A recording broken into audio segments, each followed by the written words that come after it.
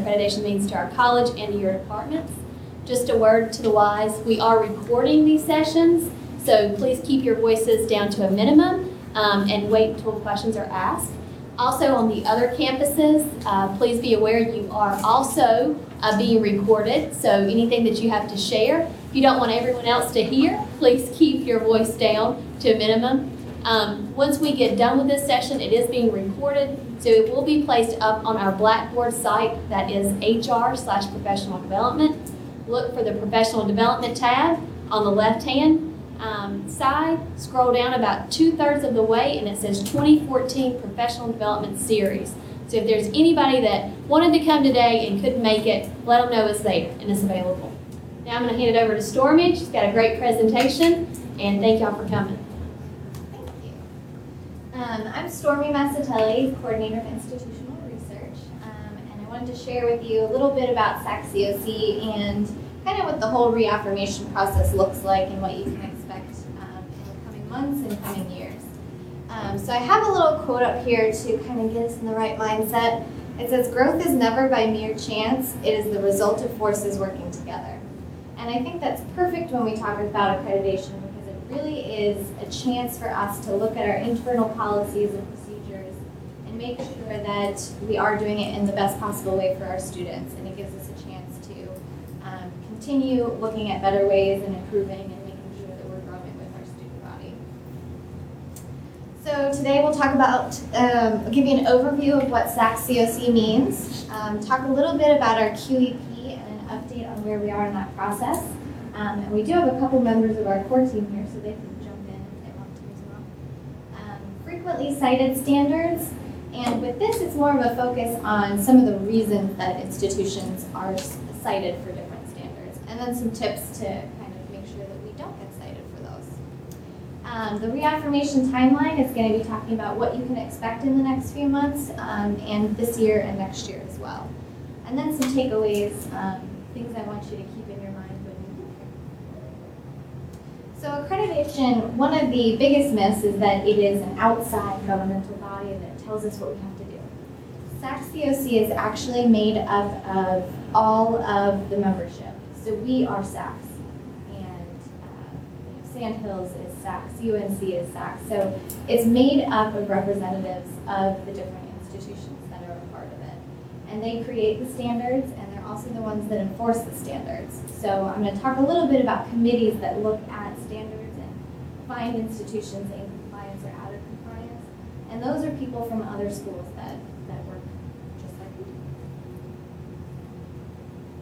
So the requirements and the standards can be broken up into three main pieces, and that's the core requirements, the comprehensive requirements, and the federal requirements. And this adds up to 96 standards that we need to show that we're compliant with. So core requirements are the basic, broad-based foundational requirements. And to remain in good standing, we have to make sure that we are meeting every single one of these core requirements. An example of what one of those would look like is 2.1. The institution has degree granting authority from the appropriate government agency or agencies. And so what we would do with that is we would write in there explaining how we are compliant with that standard, and then we would provide any documentation that we have to support that. So examples of documentation for this specific one would be legislation authorizing the institution to grant degrees, Board of Control bylaws containing reference to degree granting authority, and outlining any conditions or restrictions. So that kind of gives you an idea of what a standard looks like and how you would respond to it. A comprehensive standard is more specific to the operations of the institution, as well as good practices in higher education. It focuses on 4 areas: the mission, governance, and effectiveness, educational programs, resources, and institutional responsibility for commission policies. And an example of that one is the governing board has a policy addressing conflict of interest for its members. Again, we would write a standard for that, explaining how we are compliant, and then we would provide supporting documentation. So examples for this are policy statements, evidence of implementation, board bylaws, and signed conflict of interest statements. Federal requirements are exactly what you think they would be. their compliance with federal regulations and mandates. And an example of this one is the institution makes available to students and the public current academic calendars, grading policies, and refund policies. Again, we would write a standard talking about what our policies and procedures are, where students can find the documentation, where public can find the documentation, and then we would actually provide the documentation. So the reaffirmation is the decennial review. So every 10 years, every institution goes through the reaffirmation process. And that is creating a narrative for all of these standards and talking about how we're compliant with it, what our processes are, what our policies are. And so the 4 steps for it, it starts with the offsite review. The offsite review is that big document that we'll give to them with all of those standards and all that documentation. Our 5th year, just as an idea of how large this document is, was 20 standards? Yeah. It was about 20 standards, and it was thousands of pages. So we have 96 standards that we're working on, so you can imagine how large that documentation is going to be. So we submit that in March of 2017. So if you think backwards, by December of 2016, we want to be at a point where we're really comfortable with how that document is. That way, when we get back in January of 2017, we're just making those little edits that we need to make. So the offsite team will get this. They will go through all of the documentation, and then they will let us know if there's any areas that they're concerned with, if there's any deficiencies that they can find, and then we'll have a chance to respond to that. Next is the on-site visit. That is going to be in September of 2017. And their focus is going to be on the focus report and the quality enhancement plan. So the focus report is what any areas that they were concerned about or had questions about. And that doesn't necessarily mean we were out of compliance with that standard, but it means they still have questions and they haven't found us compliant with it. So their focus is going to be on those areas and the QEP. Step 3 is the response to the reaffirmation. So after the on-site committee leaves, or before they leave, we're going to know their findings. So we're going to know if there are any standards they are concerned with. And then they follow that up with official documentation, and we have a chance to respond to that. The 4th step is the SAC COC board, and that is in June of 2018. And they will look at everything that we've submitted to that point, and they'll make one of 6 decisions. And it ranges from reaffirmation with no follow-up to potential loss of membership. We don't need to worry about loss of membership because we're amazing, and we're going to pass with flying colors. So I'm going to talk to you a little bit about what the quality enhancement plan is and what it means, and then I'll give you an update on where we are. So the QEP affirms commitment to enhance the quality of higher education and shows student learning is at the heart of the mission of the institution. So that really is the heart and soul and the purpose of the QEP, is to show that our institutional mission really is focused on students and is focused on student learning. The QEP will identify an area to focus on that's important to improving student learning. There are 2 standards that are tied to the QEP. The first is 2.12. The institution has developed an acceptable QEP that includes an institutional process for identifying key issues emerging from the institutional assessment and focuses on learning outcomes and the environment supporting student learning and accomplishing the mission of the institution. The second one is 3.3.2. The institution has developed a QEP that 1, demonstrates institutional capability for the initiation, implementation, and completion of the QEP. 2, includes broad-based involvement of institutional constituencies in the development and proposed implementation of the QEP. 3, identifies goals and a plan to assess their achievement. So our core team, that I'll talk to you a little bit in a minute about, has these standards to kind of guide where they're starting and how they're getting started, and making sure that we have broad-based involvement for that. So I recently went to a SAC COC Institute this past July, and I went to a lot of the different QEP sessions because I knew we were getting ready to start that topic development. And some of the surveys from peer evaluators that actually went to different institutions to do their reaffirmation visits they gave us some little tips and tricks and things to focus on. So the philosophy and intent, the institutional fit, and what these mean are, does the QEP make sense for our institution? Have we picked one that really can affect our student population? And does it work with what our mission is? Focus on learning and campus engagement. The intended student learning outcomes. You've probably gotten an email from myself or Kevin in the past month or two about student learning outcomes and compliance assist. And so this is a piece of it. The QEP is also going to have student learning outcomes, and we need to make sure that we identify exactly what it is that we want our students to get from the quality enhancement plan. And campus engagement, our core team is really working hard at that right now to get wide involvement from all different areas of the school. So another one that I went to at the Institute was a presentation on QEP where he used songs to kind of get you to remember different pieces of the QEP, which I loved because I thought it was a great fun way to remember different things. So the first one he used was Heard It Through the Grapevine, and that was to remind you that everyone needs to be aware of first what the QEP is, what it means, and the purpose of it. And they had faculty, staff, and administration, and I bolded students. Because sometimes when we get deep into the process, it's easy to forget that this is all for students and student learning, and they need to be involved in it as well. And we think we know best, and we've got theories and experience and this and that, but we need to make sure that we are also getting the opinions and the input from our student body. Data guided, he used Solid as a Rock and How Am I to Know, which I thought were great.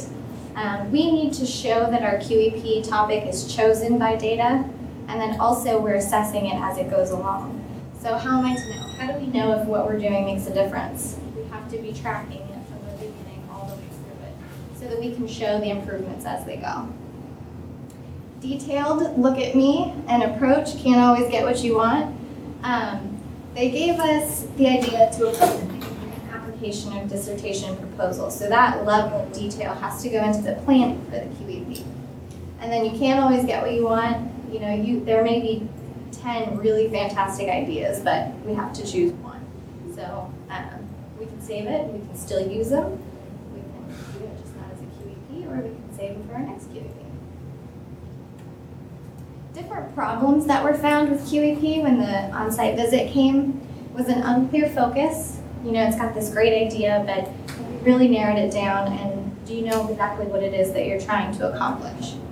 Too broad or too narrow? Again, you need to narrow it down. It can't be so broad that it doesn't make a difference, but it can't be so narrow that we're not focusing on enough of our student population. Unclear goals and assessment and data. Again, that assessment and that data piece, we need to show that it started with data, and we need to show that we're continuing to use assessment throughout the process. And the student population addressed, they both mean how much of the student population is addressed, and as well as does it make sense for our institution, the population that we're focusing on. So for example, I know this is not true here, but say we only had 1% of our students who placed into developmental coursework. We chose a QEP focus on developmental coursework. That doesn't really make sense for our student population. So what they're looking for there is, are you addressing your student population in the best way that you can? So where are we now? We have set up a core team of 8 people from different campuses. We have 2 of them right here, actually, so feel free to jump in if you would like. The purpose of the core team is to serve as the filter that data will go through. Data review will provide topics to choose from, and they'll have a strategic role in publicizing topic development, the selection process, and college-wide democratic process for topic identification.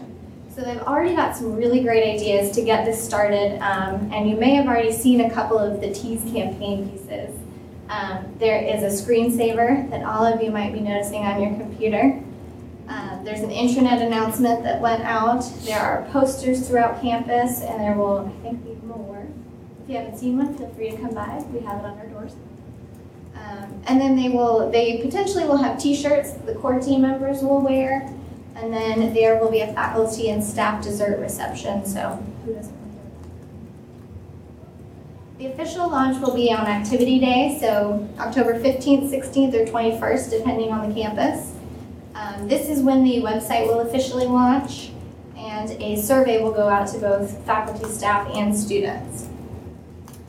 Also at Activity Day, there will be t-shirts, and Charlie will be promoting the QAP as well. Professional Development Day, you'll also hear a little bit from them on what their plans are, what the QAP means, and the process they intend to take. And then shortly after that, they will begin some focus groups to gather information and different ideas for topics. So these are some of the most frequently cited standards. I'm not going to go through each one individually, but I wanted to talk to you a little bit about some of what the common issues are and then some tips to get around it. So if in your area you are the lucky one assigned to work on different standards, these are some things to think about. Some reasons people were found out of compliance is not making your case or providing insufficient evidence. So SAC-COC can sometimes be very vague. It may not be a black or white answer. So sometimes we'll call them and say, what are you looking for with this standard? Do you want this? Do you want this? And the answer is almost always, it depends. So not every institution is going to do things the same way. Policies are always going to be a little bit different, and practices are going to be different based on the institution. So we need to make our case as to why we do things the way we do and why it's the best fit for our institution and it's the best possible way for us to do it. So a lot of this is going to be just that, making our case. No data or insufficient data. A lot of times they want to see proof of something, like how are you using data, how are you planning, and if you don't have that data, you may be found out of compliance, or if we don't have enough of that data, we may be found out of compliance. Not providing disaggregated data. If it's a standard, they want to see data overall for the entire institution. I'll see you guys. All right. See ya. And they also want to see data broken up by campus and potentially even by distance ed students. So if it doesn't make sense for the data to be disaggregated that way, then obviously we don't need to do it. But for different pieces of parts of the puzzle, we may need to do that. Inappropriate assessment tools.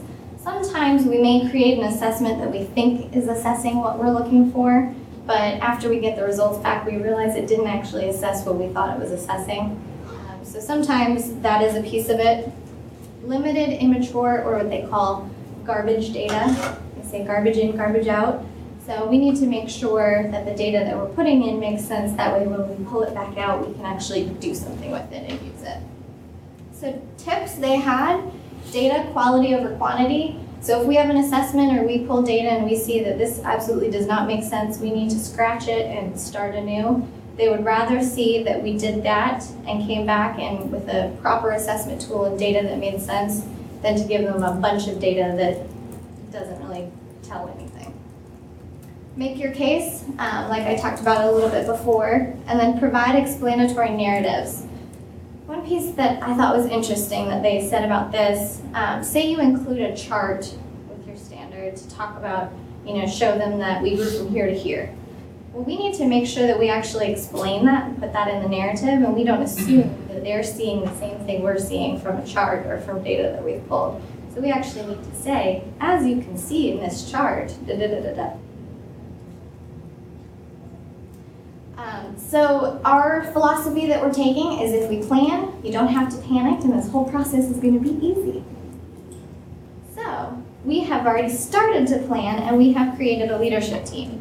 So SAC-COC asks us to create a leadership team for the reaffirmation process, and they include typically the chief executive officer, the chief academic officer, the accreditation liaison, and representative faculty member. So we are not limited to that. So we've created our leadership team, and these are who's included in it. So our leadership team has already started working, and the first thing we're going to do is a compliance audit. So what the leadership team is going to do is they're going to meet and go over every single standard that there is and try to identify any areas that we may need to focus on early. That way we've got the time to go back, look at that, look at the way we do it, and see if we need to rework things before we really get to the point where, we're deep into those narratives and we need to submit documentation. So it's a proactive approach. They're broken up into 2 teams that are going to meet bi-weekly, so off and on. So for us, will be every week a piece of the team will be meeting to talk about standards. And so at the same time as that, we're going to be going out to the different departments in the leadership for program areas or service areas to talk about what standards are in your area and what you will need to do to complete those. Oh, I have one ahead of myself.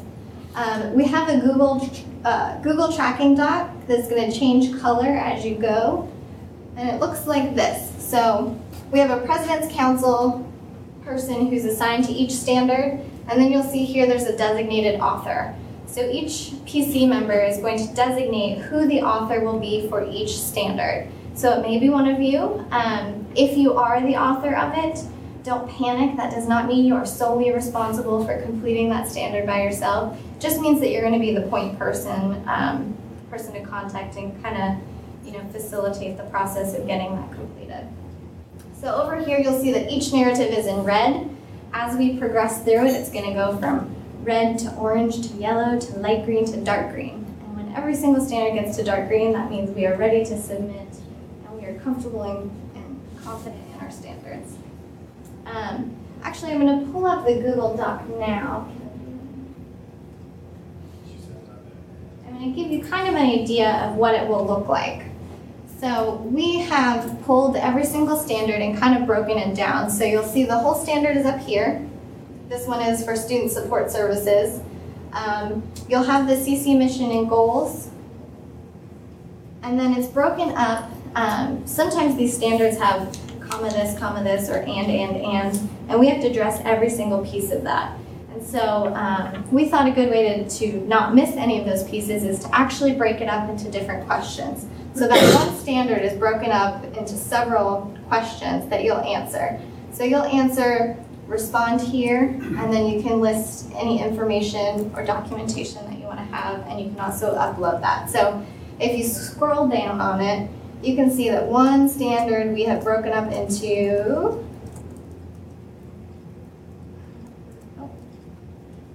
16 different questions. So you can see even that standard that wasn't very long can be very complex, and it can include a lot of different pieces. So we thought this was a great way to break it down into smaller pieces. It makes it a little bit more manageable and easier to understand. And then at the bottom there are different ideas for documentation that we may want to include for that.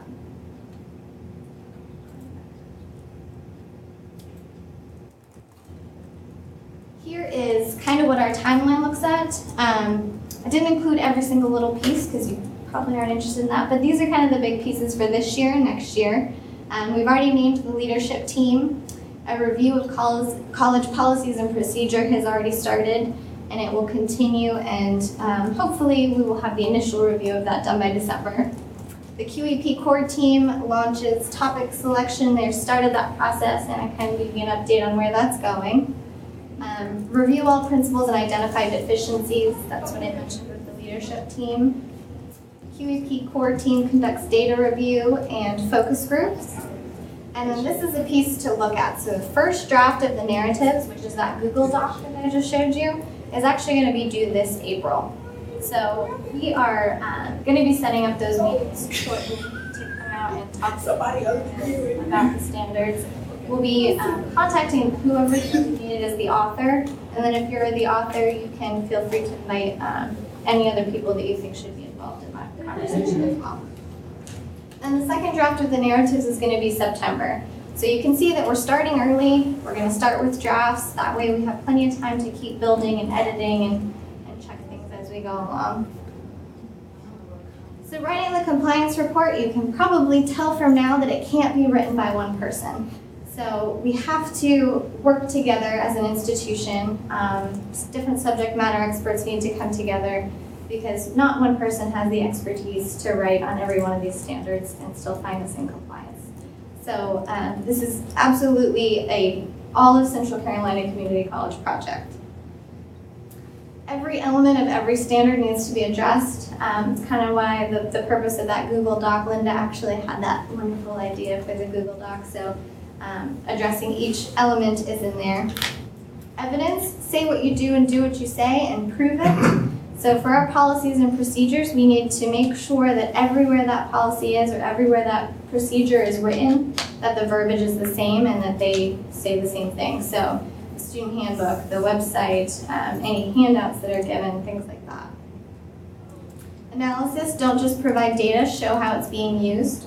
So compliance assist, if any of you typically go in there and work on that, that's a piece of that. So showing how we're assessing our programs and then closing the loop. What are we doing with that data that we've gathered? How are we using that to plan? And then details, don't forget branch campuses and DE. Sometimes it's easy to just focus on whatever campus that you're on, but we need to make sure that we're addressing each area. Takeaways, teamwork. Again, we have to all work together. Documentation, if you ever think minutes in your meetings are pointless or you don't know why you've got all this documentation, you have an answer. SAC-COC is why you need all that documentation. Data and assessment, if you're not using it heavily now or you're not using it all, start thinking about it. Feel free to contact us. We'd love to help you pull data or figure out how to use the data that you have, and then make your case. So think about what you do in your area, why you do that in your area, different qualifications, things like that. Keep that on your mind as you're making decisions. And last, words of wisdom, do it now, do it later, but it must be done. Alone we can do so little, together we can do so much. Any questions? Sorry, I didn't get that. All right, let me start over. All right, what questions has that stirred to your mind? And if it's specific to your area, that's fine too. If it's general, you kind of have a better understanding of what SAC-COC is. Just a quick question. With documentation, I believe a while back you were supposed to, 5 years, we had to show 2 years worth of data towards things. Is there any regulation rule like that with the team? It depends on the standard. Different standards require different things. For example, we're looking at faculty credentials right now, and they want to see faculty credentials for every faculty member and every course that they teach for the past, it's going to be spring 2016 and fall 2016 are the 2 terms they want. So we're starting now to pull all faculty and all their credentials now so that we've got a database that we can just update as we go forward. So when we have to pull those 2 terms, it's But for other standards, it would be 3 years. And which ones were 5 years worth that you knew of? I'm not sure. I noticed some of the general ed conferences have certain requirements, and I just wasn't sure. It's a really good question. We have to make sure that we have the answer to for every single standard. I want to say with some of the financial stuff, I went back 5 years. And I know for financial, I think it was up there as one of the frequently cited standards, and it had to do with the dates of audits not being available. So. And that's going to be a challenge. But Yeah.